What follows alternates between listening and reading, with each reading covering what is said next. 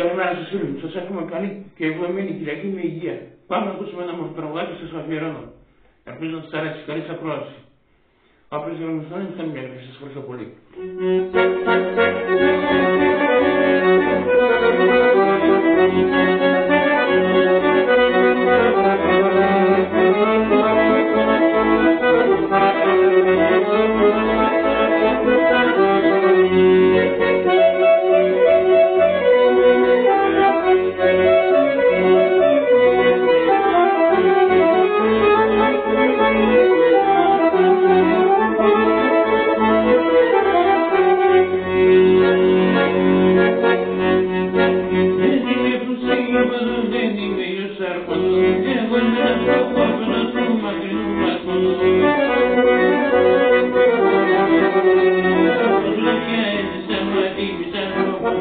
Εμείς θα